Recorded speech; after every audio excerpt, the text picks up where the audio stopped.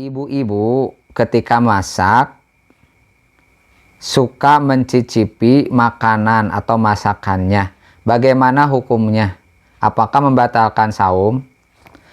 Nah, bagi ibu-ibu ataupun kalian misalkan ya yang belajar masak kemudian mencicipi makanan. Bagi ibu-ibu yang sedang masak, kemudian pada saat masak itu misalkan kita mencicipi enak atau tidaknya, terasa atau tidaknya bumbunya, maka secukupnya saja, jangan terlalu banyak, hanya di lidah saja. Setelah itu tinggal diludahkan saja, itu tidak membatalkan saum. Jadi hanya di mungkin setetes atau ya sedikit saja di ujung jari ya, jari dicelupkan kemudian disentuhkan kepada lidah, itu sudah cukup. Tapi setelahnya diludahkan atau kumur-kumur dibuang lagi. Nah, itu tidak membatalkan saum. Demikian barangkali. Jadi boleh-boleh saja ibu-ibu sedang masak mencicipi masakannya. Kalau misalkan mau ihtiyat, tidak akan mencicipi, ya itu juga tidak masalah ya. Kemudian pertanyaan berikutnya adalah, apakah diinfus bisa membatalkan saum? Nah, kalau diinfus tentu saja ini tidak membatalkan saum. Karena apa? Orang yang diinfus itu pasti sedang sakit. Makanya pasti sedang tidak saum, jadi tidak batal saumnya. Karena apa? Karena tidak saum. Jadi diinfus itu tidak membatalkan saum karena apa? Karena orangnya sedang sakit, tidak saum. Terima kasih. Apakah kalau nangis membatalkan saum? Apakah kalau nangis keluar air mata membatalkan saum? Nah, ini jadi waktu iman.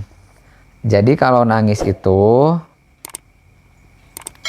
tidak ada kaitannya dengan batal saum, atau nangis itu bukan perkara yang bisa membatalkan saum. Jadi sudah jelas yang membatalkan saum itu makan, minum, dan berjima. Jadi kalau nangis itu keluar air mata bahkan gitu. Kalau keluar air mata, jadi apa yang menyebabkan batalnya? Kan tidak ada. Jadi itu tidak membatalkan saum. Jadi ya, kecuali kalau nangisnya itu air matanya ditampung di dalam gelas kemudian diminumnya, itu mah berarti batal. Gitu ya.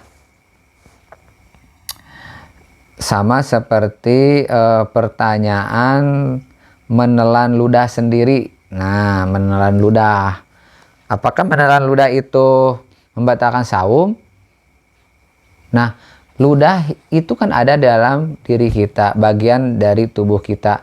Ketika kita menelan ludah sendiri, bukan ludah orang lain, tentunya itu tidak menjadi masalah. Karena yang disebut minum itu kan memasukkan air dari luar ke dalam. Kalau ludah itu sudah menjadi bagian dari tubuh kita. Gitu. Hanya jangan sengaja saja mengumpulkan ludah, kemudian setelah terkumpul ludah itu diminum, kan itu mah jorok ya. Tidak. Kalau misalkan dikumpulkan seperti itu mah kemudian diminum, ya itu meminum, berarti batal.